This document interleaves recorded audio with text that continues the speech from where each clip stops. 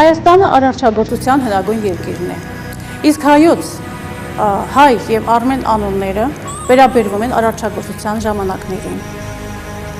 Ինչ փաստեր, վկայություններ ունենք, որոնք թույլ են տալիս մեզ այսպես ասելու։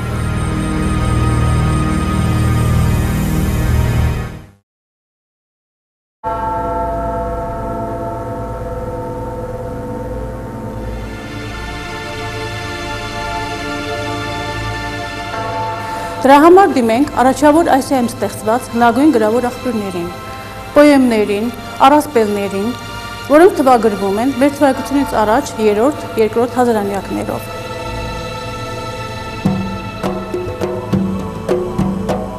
Երբ համեմատում ենք առաջավոր Ասիայում ստեղծված առասպելները արարչագործության մասին, ապա նկատում ենք, որ տարբերություններ կան դրանց միջև մարդու արարման ժամանակ։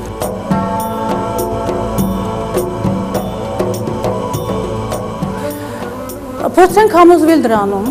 իրար հետ համեմատելով հայկական լեռնաշխարհում ստեղծված առասպելները Միջագետքում ստեղծված առասպելների հետ։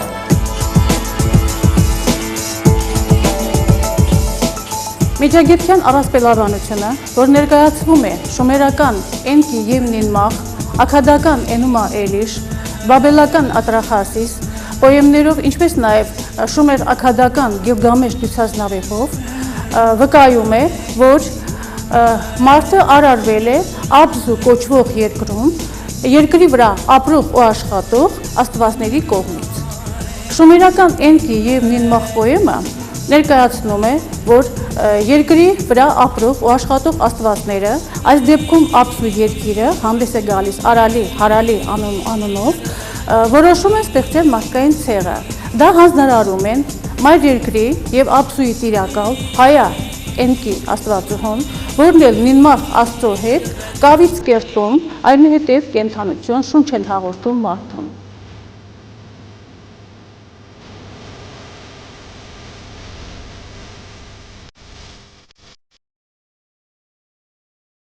Միջագետքյան մյուս առասպելներում նույնպես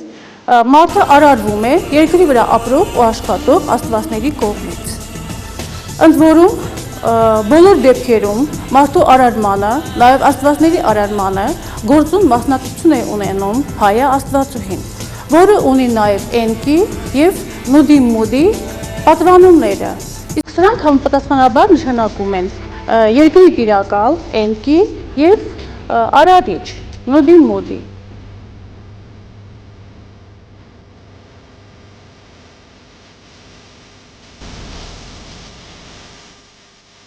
Հայյան առասպելաբանության մեջ հանդես է գալիս նաև Այա և Էյա անուններով։ Սակայն ուսումնասիրողները գտնում են, որ Այան և Էյան Հայա աստծո կամ աստվածուհու ոչ ճիշտ ընթերցումներն են։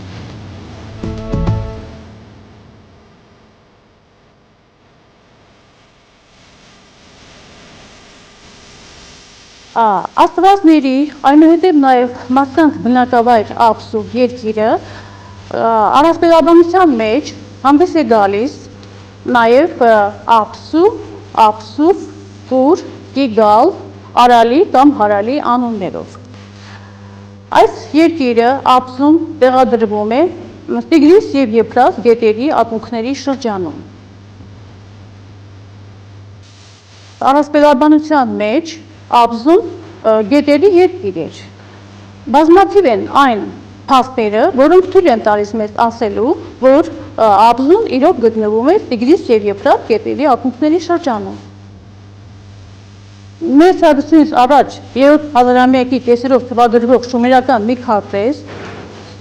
որը գծագրված է Արիուսի վրա, պատկերում է տիեզերքը շումերների պատկերացմամբ։ Քարտեզում պատկերված է համաշխարհային օվկիանոսը, նրա վրա լողացող մայր երկիրը և աչքով տեսանելի 7 մոլորակներ։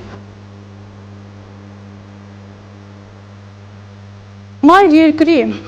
ստորերկրահատվածում պարզ երևում է մուտք, դարպաս, որից սկիզբ է առնում ստորերկրա կամ համաշխարհային գետը։ Գետը անցնելով երկրի միջով կամ դուրս է գալիս երկրի մակերես, որից այնուհետև սկիզբ են առնում երկու գետեր ու հոսում են ցած։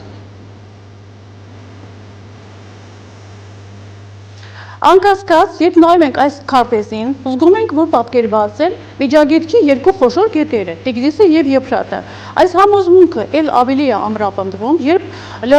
գետերի ակունքների շրջանում տեսնում ենք լեռներ։ Միջագետքում լեռներ չկան։ Լեռները գտնվում են Միջագետքից հյուսիս, հետևաբար այստեղ պատկերված է Տիգրիս եւ Եփրատ գետերի ակունքների շրջանը, այսինքն հայկական լեռնաշխարհը։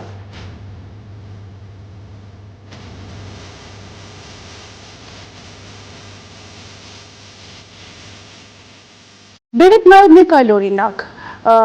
Միջագետքի տիրակալները սովորություն են ունեցել ունենալու կնիքադրոշումներ, որոնց վրա պատկերվել են արարչագործական թեմաներով սյուժեներ։ Այդպիսի կնիքադրոշումներից մեկը, որ թվագրվում է մեր թվարկությունից առաջ 3-րդ հազարամյակի երկրորդ կեսով, աքադական կնիքադրոշում է, պատկերված է աստվածների բնակավայրը։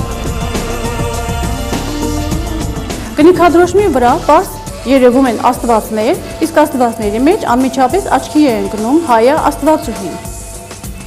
որը պատկերված է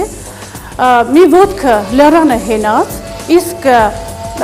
ուսերից սկիզբ են առնում երկու գետեր, որոնք նորից Տիգրիս եւ Եփրատ գետերն են խորհրդանշում։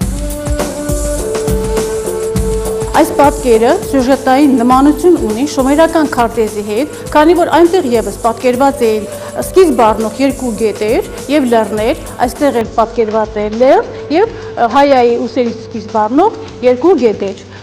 Բավարարվենք այս օրինակներով, համոզվելով, որ աստվածների, այնուհետև նաեւ մարդկանց բնակավայր Աբսու երկիրը իրոք գտնվում էր Տիգրիս եւ Եփրատ գետերի ակունքների շրջանում, այն է հայկական լեռնաշխարհում։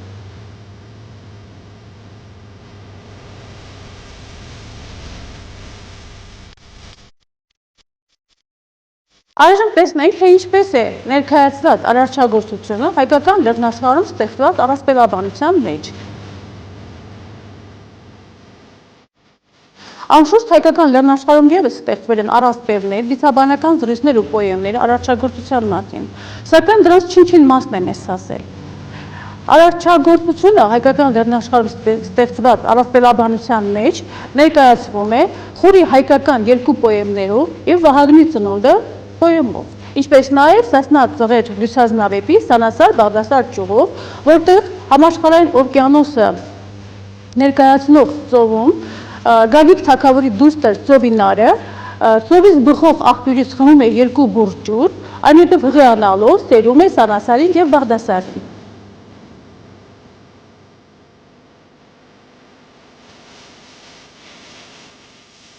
Հուրիական պոեմ երկնային թագավորության մասին պոեմը մեզ է հասել խեթերեն թարգմանվելու շնորհիվ։ Պոեմը բաղկացած է 4 մասից, որի առաջին 3 մասերում պատմվում է աստվածների ծննդի մասին։ Պոեմի 4-րդ մասում պատմվում է երկրի զավակների ծննդի մասին։ Պոեմի 4-րդ մասում հրաշալիորեն ներկայացված է մարդու ծնունդը, երկրի զավակների ծնունդը։ Նկարագրվում է, որ տիեզերքից իր երկնային կարգով Աբսու երկիր է իջնում երկնային կառապանը եւ մայր երկրում թողնելով իր սերմը ծնունդ է տալիս երկրի զավակներին, որոնց այնուհետև իր հովանավորության տակ է առնում երկրի տիրակալ, նաեւ Աբսուի տիրակալ Հայա Աստվածուհին կամ Աստվածը։